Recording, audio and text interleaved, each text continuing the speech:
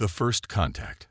Admiral's dismissal. Admiral Antares scoffed dismissively at the puny human planet on his view screen, not knowing that his arrogant mistake would cost the lives of millions of Una soldiers. Master Alter, why did the humans respond so brutally when our fleet arrived? What did we do wrong? Young Rael asked, eyes wide with confusion. The elder's tale. The elder Una sighed deeply, his face etched with sorrow as painful memories resurfaced in the dimly lit room aboard their starship. Alter began recounting the disastrous tale of first contact with humanity. It was the year 2235, Alter said gravely. Our Una Confederation had grown vast and powerful, conquering hundreds of star systems when we detected strange radio signals from an unremarkable planet called Earth. The High Council grew intrigued. A new species to subjugate. Admiral Antares was dispatched with a fleet of 50 warships to investigate and conquer the humans. I served as his chief advisor and warned against underestimating them, but my concerns were foolishly dismissed. Arrival at Earth as the imposing Una's fleet assumed formation in the space surrounding Earth, a surprising transmission originating from the planet's surface reached their vessels. The message came from Raymond Morris, the Secretary of Interstellar Affairs for the United Earth Federation. In a bold move, Morris extended an invitation to Admiral Antares and his delegation, proposing a diplomatic summit to be held in the city of Geneva, Switzerland. The diplomatic meeting Alter, intrigued by the humans' audacious approach, advised Antares to accept the invitation. He believed it would provide an opportunity to gather valuable intelligence about their potential adversaries before commencing any aggressive actions. Though reluctant, Antares ultimately agreed to Alter's counsel. A delegation of 5 Umas, with Alter and the Admiral among them, boarded a shuttlecraft and descended to the Earth's surface. The summit in Geneva. Geneva's welcome upon their arrival. Secretary Morris and a small contingent of human dignitaries greeted the Una delegation. The humans escorted their visitors to an opulent conference room that offered a stunning view of Lake Geneva. As the meeting commenced, Alter couldn't help but notice the remarkable composure and calmness displayed by the humans, especially considering the extraordinary circumstances they found themselves in. Human proposals, Secretary Morris, an impressive figure with a tall stature and captivating blue eyes, initiated the discussion by conveying humanity's sincere desire for peaceful coexistence and mutual understanding between their two species. He openly acknowledged the Una's apparent technological superiority, but emphasized that humans were known for their adaptability and quick learning abilities when faced with new challenges. Morris's eloquence. Alter found himself increasingly captivated by Morris's eloquent words and the confidence with which he spoke. The humans' compelling arguments and diplomatic skill drew Alter into the discussion, engaging him in a way he hadn't anticipated.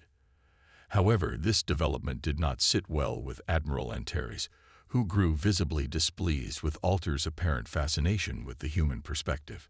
Technological prowess. Morris continued to navigate the conversation with finesse, highlighting humanity's rich history of overcoming adversity and their capacity for rapid progress.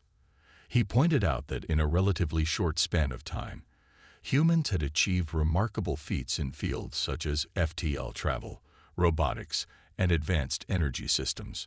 The Secretary stressed that this innate human ability to adapt and innovate made them valuable potential allies rather than mere subordinates to be conquered. Growing doubts as the discussions proceeded, Alter couldn't shake the growing sense that there was more to these humans than their initial assessment had suggested. Morris's words painted a picture of a species with untapped potential, one that could prove to be a formidable force if provoked or underestimated. The Una's advisor found himself questioning whether the path of conquest, as advocated by Admiral Antares, was indeed the wisest course of action. The tensions rise. Antares's impatience. The atmosphere in the conference room grew increasingly tense as Antares's impatience with the diplomatic proceedings became more apparent.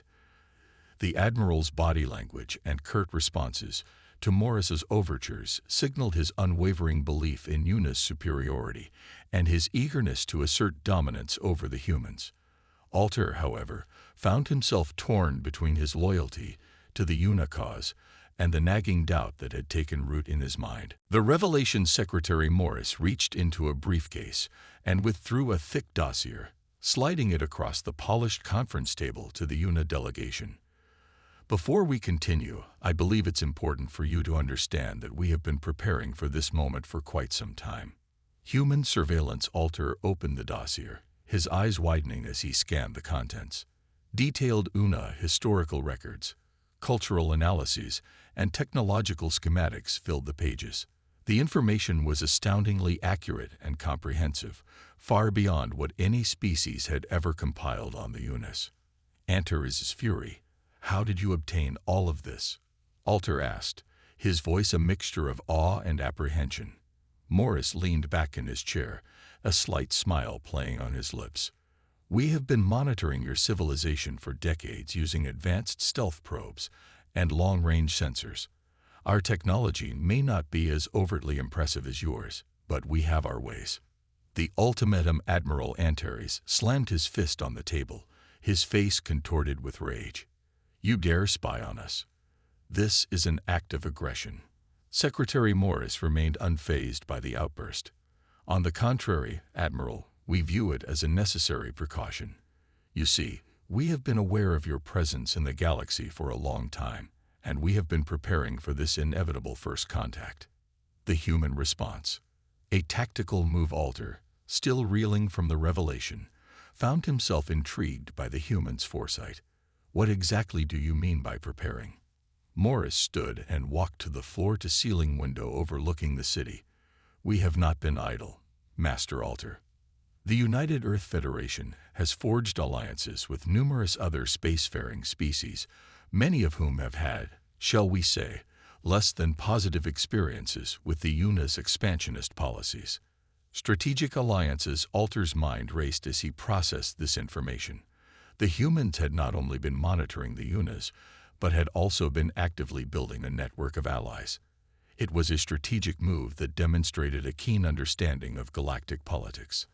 Antares' agitation. Admiral Antares, however, grew more agitated by the second.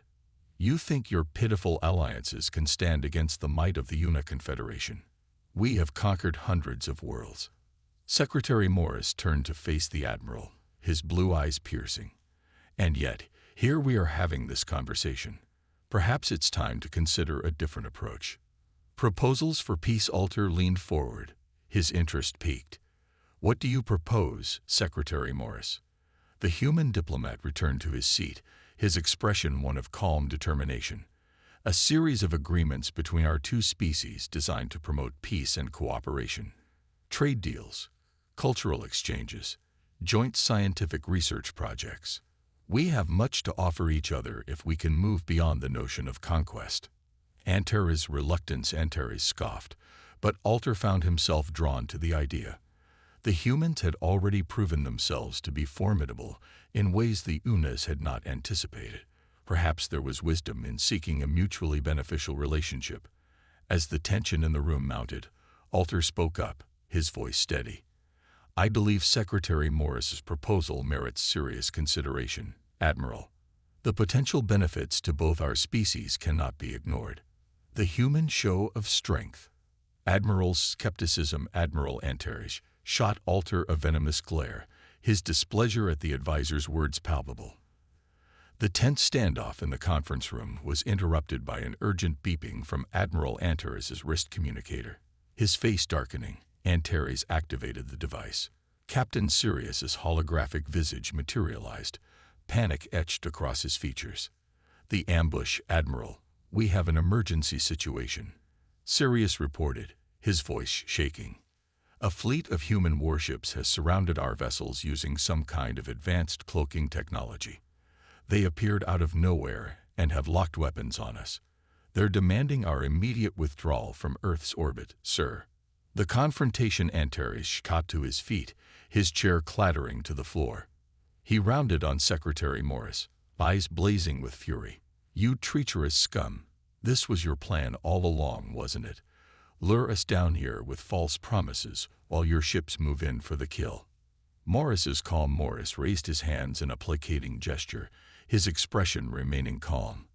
"Admiral, I assure you this is not an act of aggression. Our fleet is merely taking precautionary measures to ensure the safety of our planet.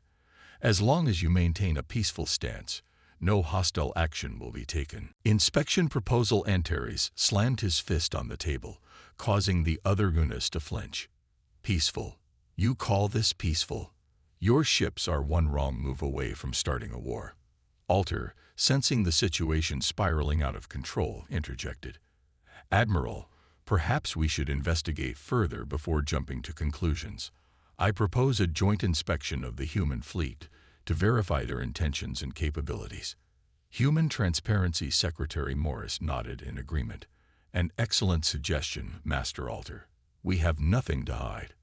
A tour of our flagship, the UEF Prometheus, should help clear up any misunderstandings." Antares glared at Alter, his nostrils flaring, but reluctantly acquiesced. The Prometheus tour. The arrival, the UNA delegation, accompanied by a group of human diplomats, boarded a sleek shuttlecraft and set course for the Prometheus. As they approached the massive battleship, Alter couldn't help but marvel at its impressive design. Gleaming silver hull plating, powerful thrusters, and an array of formidable weapon systems adorned the vessel. Technological marvels, the shuttle docked with a soft thud, and the airlock hissed open.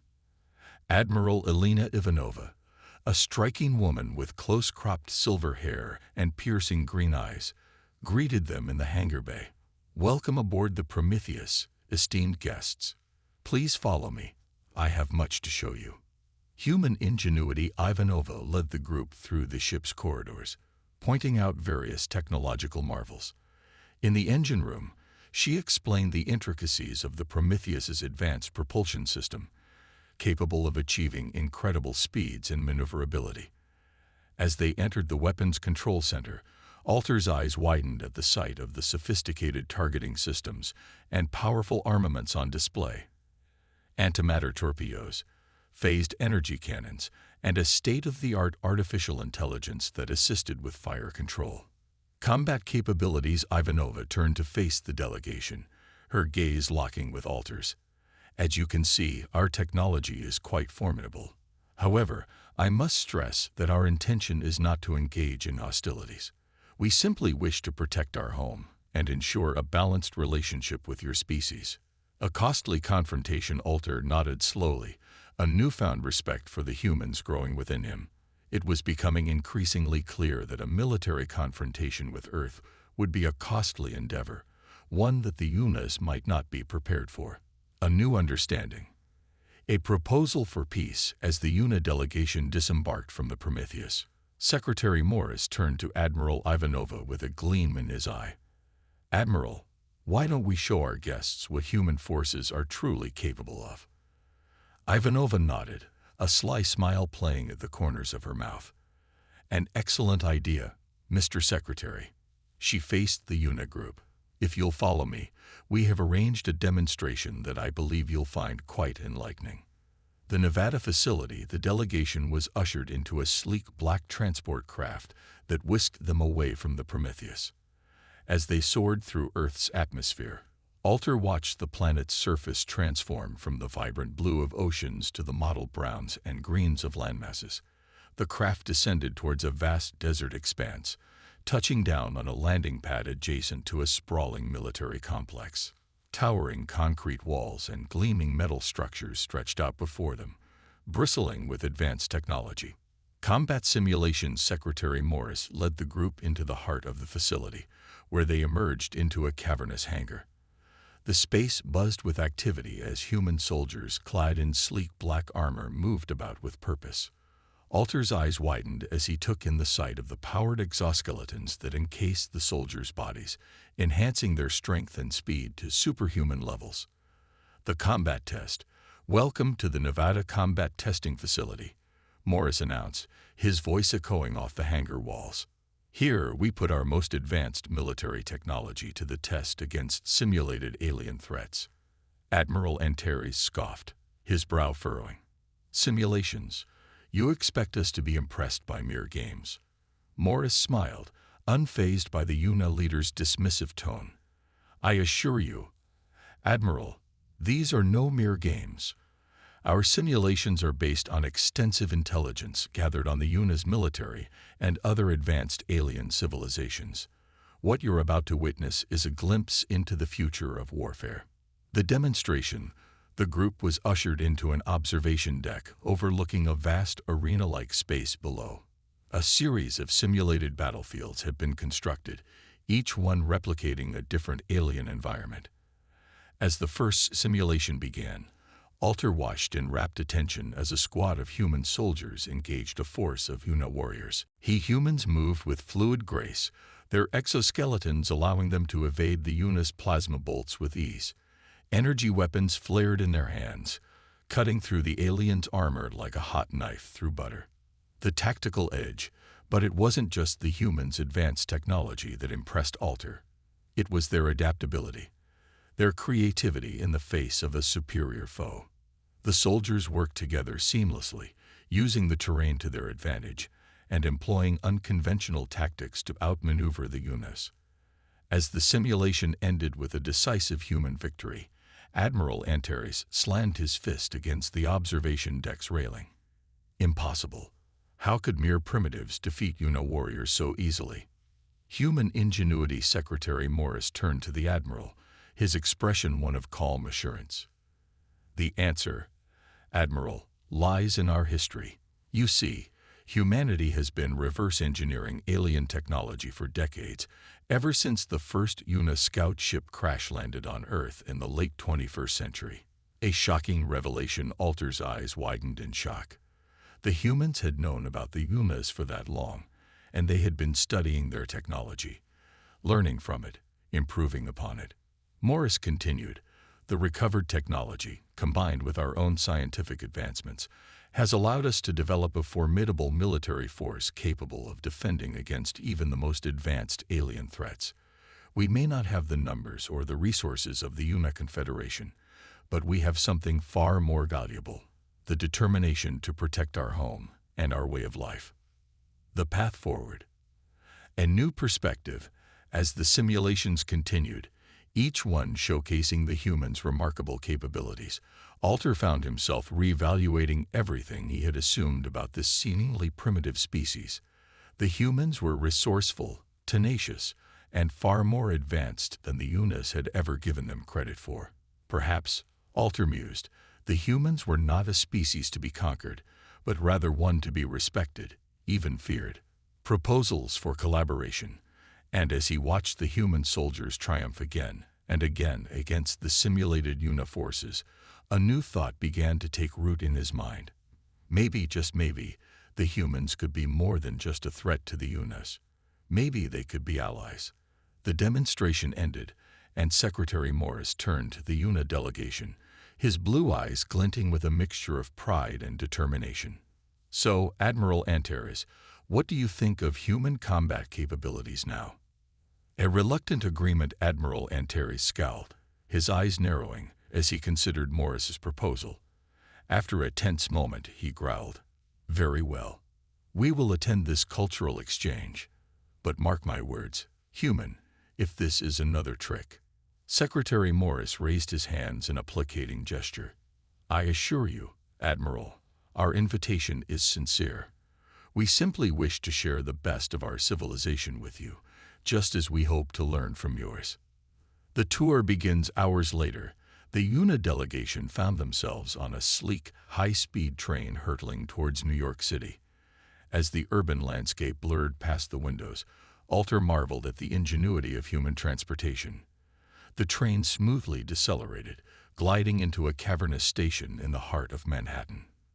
Stepping onto the bustling platform, the UNAs were greeted by a sea of human faces, their expressions ranging from curiosity to awe. New York's wonders. Secretary Morris, flanked by a team of security personnel, led the delegation out of the station and onto the streets of New York. Alter's eyes widened as he took in the towering skyscrapers that seemed to scrape the very sky. The city thrummed with energy, its sidewalks packed with people of every conceivable background. Cultural marvels, their tour began in earnest, with Morris guiding them through the city's iconic landmarks. In Times Square, the Unas stood transfixed by the dazzling array of digital billboards, each one showcasing the vibrancy of human culture. At Central Park, they marveled at the lush greenery and tranquil lakes, a serene oasis amidst the urban jungle. An evening of art. As evening fell, the delegation arrived at the Metropolitan Opera House, where they were ushered into a private box overlooking the stage. The curtain rose, revealing a hauntingly beautiful set that transported them to the castle of Elsinore. Alter leaned forward in his seat, captivated by the unfolding drama of Shakespeare's Hamlet. The actors, clad in richly detailed costumes, brought the centuries-old tale to life with their impassioned performances. A night to remember, the Una's advisor found himself drawn into the complex web of human emotions: love, betrayal, vengeance, and despair. Even Admiral Antares, who had remained stoic throughout much of the tour, found himself grudgingly impressed by the depth and nuance of the human storytelling. As the final act reached its tragic conclusion, the Una leader couldn't help but see parallels between the play's themes and the challenges faced by his own people. A grand reception. The night's festivities culminated in a grand reception at the United Nations headquarters. Alter and Antares, now dressed in formal attire provided by their human hosts, mingled with a diverse array of human leaders from every walk of life. Alter found himself engrossed in conversation with a brilliant young scientist who spoke passionately about her work in the field of quantum computing. The Una's advisor listened intently as she described the potential applications of her research, from revolutionizing communication networks to unlocking the secrets of the universe itself. Intellectual exchange across the room. Admiral Antares had been cornered by a renowned astrophysicist who eagerly discussed the latest breakthroughs in the study of dark matter and dark energy. The Admiral, initially reluctant, found himself drawn into the conversation, his own knowledge of the cosmos expanding with every passing minute. A historic partnership. A toast to the future. As the reception wound down, Secretary Morris raised a glass of champagne in a toast. To the future, he declared, his voice ringing out across the room. A future of understanding, cooperation, and mutual respect between our two great civilizations. Alter raised his own glass, a smile playing at the corners of his mouth. For the first time since their arrival on Earth, he allowed himself to feel a glimmer of hope. Perhaps, just perhaps, the humans were not the primitive barbaric species he had once believed them to be. A final surprise. As the reception at the United Nations drew to a close, Secretary Morris approached Alter and Admiral Antares with a glint in his eye. "Gentlemen, I have one more surprise in store for you. How would you like to visit the International Space Station?" Alter's eyes widened, his heart racing at the prospect. The ISS, your species' most ambitious collaborative space project. It would be an honor, Secretary Morris. Admiral Antares, his curiosity piqued by the humans' technological prowess, nodded his assent. "Very well, human. Lead the way." Journey to the stars. A sleek silver spacecraft awaited them at John F. Kennedy International Airport, its streamlined design a testament to human ingenuity. As they boarded the vessel, Secretary Morris explained, "This craft was designed specifically for diplomatic missions like this one. It's equipped with the latest in human technology, ensuring a smooth and comfortable journey." The ISS toured, the spacecraft lifted off, its powerful engines propelling them through Earth's atmosphere and into the inky blackness of space. Alter watched in awe as the blue marble of Earth receded behind them, a sense of wonder filling his chest. As they approached the ISS, the station's modular structure came into view, a glittering jewel against the backdrop of the cosmos. The spacecraft docked with a gentle thud, and the airlock hissed open, revealing a group of smiling astronauts. "Welcome to the International Space Station." A tall, blonde-haired woman greeted them, her voice warm and inviting. "I'm Commander Natalie Holt, and these are my crewmates. We're honored to have you aboard." Scientific marvels. The astronauts led the UNA delegation on a tour of the station, their footsteps echoing in the narrow corridors. In the lab module, they showcased an array of advanced scientific experiments, from biomedical research to material science. Alter marveled at the ingenuity on display, the way the humans had adapted to the challenges of living and working in space. He engaged Commander Holt in a lengthy discussion about the station's water recycling system, fascinated by the closed-loop design that allowed for near-total self-sufficiency. Admiral's interest as they made their way to the observation module. Admiral Antares' attention was drawn to the station's navigation and propulsion systems. He studied the displays intently, his mind whirring with the possibilities of adapting human technology for UNA spacecraft. But it was the view from the observation module that truly took Alter's breath away. Earth hummed below them, a shimmering blue and green orb against the starry backdrop of the universe. A moment of reflection, he pressed his hands against the reinforced glass, overcome with emotion at the sheer beauty and fragility of the human homeworld. As the visit drew to a close, Commander Holt and her crew had one final surprise in store. They presented Alter and Admiral Antares with a pair of custom-designed spacesuits, the emblems of the United Earth Federation and the UNA Confederation emblazoned side by side on the chest plates. Symbol of unity, these suits represent the beginning of a new era of cooperation and understanding between our species, Commander Holt said, her eyes shining with hope. May they serve as a reminder of the bonds we have forged here today. Alter, deeply moved by the gesture, clasped the commander's hand in his own. Thank you, Commander Holt. I will cherish this gift and the memories of our time here for the rest of my days. I look forward to a future of collaboration and friendship between our peoples. Project Genesis.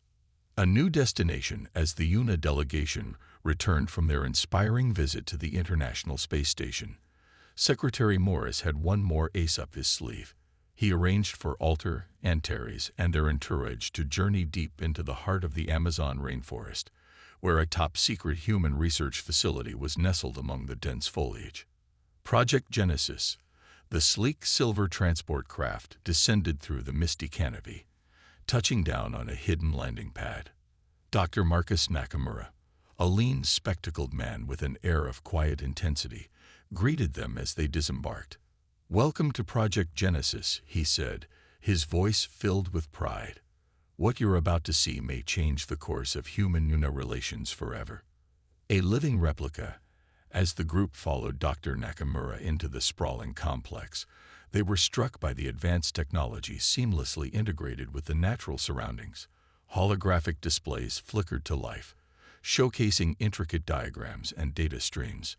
But it was the central chamber that truly took their breath away. UNA's homeworld Alter and Antares stepped into a vast climate-controlled dome, their eyes widening in disbelief. Before them stretched a lush, vibrant ecosystem, a perfect replica of the UNA's homeworld. Towering trees with iridescent leaves, crystal-clear streams winding through rocky terrain, and the distant cries of native UNA fauna filled the air. It was as if they had stepped through a portal, transported light years away to their own planet. Terraforming achievements. How is this possible? Alter whispered, reaching up to touch the trunk of a familiar tree, its bark rough beneath his fingertips. Dr. Nakamura smiled, his eyes sparkling with excitement.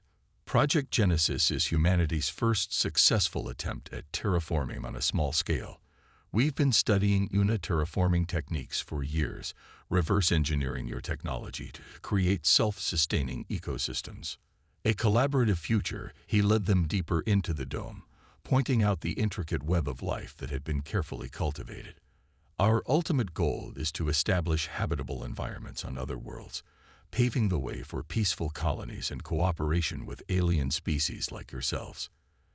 Admiral Antares, his initial skepticism giving way to grudging respect, studied a delicate bioluminescent flower that had no earthly counterpart. I must admit, Dr. Nakamura, your team's achievements are impressive. A proposal for partnership Alter, his mind racing with possibilities, turned to the scientist. Dr. Nakamura, The Una Confederation has made great strides in terraforming over the centuries. Perhaps we could share our knowledge with your team. Work together to push the boundaries of what's possible." The human scientist's face lit up, and he grasped Alter's hand in a firm shake. "Master Alter, that would be an incredible opportunity. The exchange of ideas and technology between our species could accelerate progress exponentially." Joint Mission Admiral Antares, sensing the shift in the winds, stepped forward. "Dr. Nakamura, I propose a joint human-Una mission to explore and terraform a nearby uninhabited world. Let it be the first step in a new era of cooperation between our peoples." Secretary Morris, who had been observing the exchange with a satisfied smile, clapped his hands together. "Gentlemen, I believe we have the makings of a historic partnership here. Project Genesis is just the beginning. Forging the alliance, establishing embassies as the Una delegation prepared to depart Earth, Secretary Morris presented them with a parting gift, a sapling from the Project Genesis ecosystem, its leaves shimmering with an otherworldly glow. "May this symbol of our growing bond remind us of the shared future that awaits us among the stars," he said, his voice filled with hope and conviction. A new dawn. Alter accepted the sapling reverently, his eyes meeting those of Admiral Antares. In that moment, an unspoken understanding passed between them, a recognition that the path forward was one of unity, not conquest. As their spacecraft lifted off, carrying them back to the waiting Una fleet, Alter clutched the sapling close to his chest, his heart swelling with the promise of a brighter tomorrow. Interstellar cooperation. On the bridge of the Una ship, Admiral Antares and Alter gathered the senior officers in the vessel's dimly lit conference room. The two leaders, their faces etched with a newfound respect for their human counterparts, began to recount the incredible events that had transpired on Earth. Alter, his voice filled with admiration, spoke of the humans' remarkable achievements in science, technology, and the arts. He described the wonders of the International Space Station, the ingenuity of Project Genesis, and the depth of human storytelling, as exemplified by the performance of Hamlet they had witnessed. A new era. Admiral Antares, his initial skepticism now replaced by a begrudging respect, praised the humans' military prowess and strategic thinking. He recounted the impressive display of human combat capabilities at the Nevada testing facility and the advanced technology of the UEF Prometheus. As the two leaders shared their experiences, the crew's attitudes began to shift. The once hostile murmurs gave way to whispers of admiration and curiosity. Joint research projects. Zephyr, a young Una engineer with a keen mind and an insatiable appetite for knowledge, raised his hand. "Admiral, Master Alter," he began, his voice trembling with excitement. "The humans' technological achievements are truly remarkable. Imagine what we could accomplish if we combined our knowledge with theirs." Antares nodded, a rare smile tugging at the corners of his mouth. "Indeed, Zephyr. Their advancements in propulsion systems, energy sources, and life support technologies could greatly benefit our own efforts to explore and colonize new worlds." Collaborative efforts. Zephyr's eyes widened, a grin spreading across his face. "With your permission, Admiral, I would like to assemble a team of our best scientists and engineers to work alongside the humans on joint research projects. We could exchange ideas, collaborate on new designs, and push the boundaries of what's possible." Admiral Antares, recognizing the potential of such collaborations, gave his assent. "Very well, Zephyr. You have my authorization to proceed.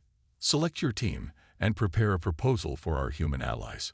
Formal alliance. As the meeting adjourned and the crew dispersed, whispers of the successful diplomatic mission began to spread throughout the Una Confederation. Other Una leaders, intrigued by the reports of human capabilities and the potential for cooperation, reached out to Alter and Antares, expressing their desire to establish their own relations with Earth. A new chapter. Advocating for peace. Alter, now a trusted advisor to the Una High Council, found himself standing before the governing body, passionately advocating for a formal alliance between the two species. "Esteemed counselors," he implored, The humans have proven themselves to be worthy partners. Their technological prowess, combined with their commitment to peace and cooperation, presents an unprecedented opportunity for our Confederation.